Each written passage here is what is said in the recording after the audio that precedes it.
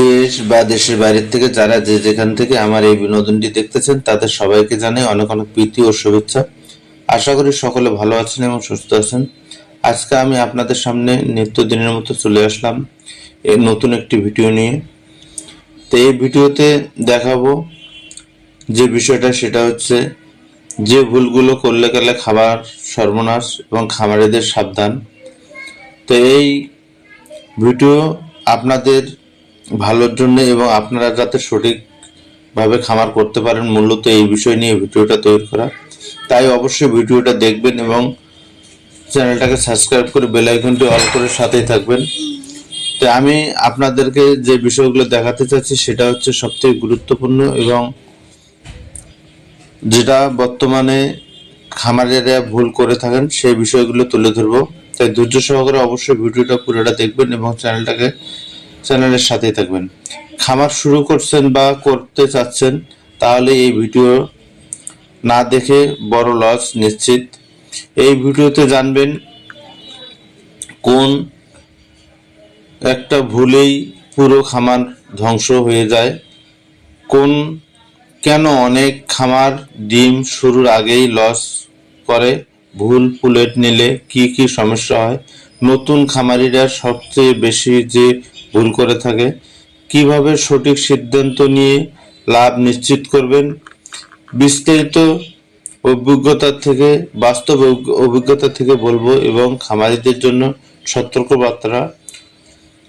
তাই নতুন ও পুরাতন সব খামারির জন্য এই ভিডিওটি মাস্ট। আপনারা অবশ্যই যদি এই ভিডিওটা দেখেন তা আমি মনে করব যে আপনাদের দেখা যাচ্ছে যে এই সমস্যাগুলোর থেকে আপনারা মুক্তি পেতে পারেন এবং আর এই সমস্যাগুলো হবে না।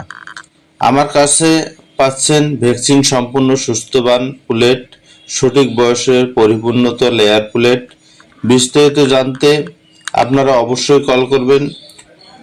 আর আপনাদের কোনো প্রশ্ন থাকলে অবশ্যই জানাবেন, আমি আপনাদের প্রশ্নের উত্তর দিতে চেষ্টা করব এবং আপনাদের মনের ভিতরে যে ভুল ত্রুটিগুলো আছে এগুলো সংশোধন করে দেওয়ার চেষ্টা করব। তাই আর কথা না বাড়িয়ে যে ভুল খামারিরা অনেক সময় যে ভুলটা করে সেটা হচ্ছে বিশেষ করে রেডি পুলেট মুরগি সংগ্রহ করতে যে ভুলগুলো করে। তো রেডি মুরগি সংগ্রহ করতে গেলে আপনারা যে ভুলগুলো করেন সেটা হচ্ছে আপনারা সঠিক মুরগি বাছাই না করার কারণে দেখা যাচ্ছে যে আপনারা খামারে লস খান। কারণ সঠিক মুরগি বাছাই করতে হলে আপনাকে অবশ্যই খামারে যেতে হবে, অথবা যদি খামারে না যাইতে পারেন তাহলে দেখা যাচ্ছে অবশ্যই ভালো একজন টেকনিশিয়ান অথবা এমবিবিএস এর পরামর্শ নিয়ে আপনাকে সেখান থেকে পুলেটগুলো সংগ্রহ করতে হবে। এমন একজনের পরামর্শ নিয়ে আপনাকে পুলেটগুলো সংগ্রহ করতে হবে যে আপনার খামারের পুরো দায়িত্ব নেবে এবং যে আপনাকে লাভবান করে দিতে পারবে। তাই খামার করার মূল উদ্দেশ্য হচ্ছে খামারে লাভ নিশ্চিত করা। কারণ হচ্ছে এত টাকা দিয়ে খামার করার পর যদি খামারি লসে পড়ে তাহলে দেখা যায় যে আপনাদের সর্বনাশ হয়ে যাবে এবং সব থেকে বড় কথা হলো দেখা যাচ্ছে যে এত টাকা নষ্ট করার পরে যদি আপনারা খামারে লস খান তাহলে দেখা যাচ্ছে যে আপনারা কখনো খামার করতে যাবেন না এবং এটাকে ভুয়া বলে মনে করবেন। তো আমি মনে করব আপনারা সঠিক নিয়ম মেনে এবং সঠিক একজনের পরামর্শ নিয়ে খামার গড়ে তুলুন।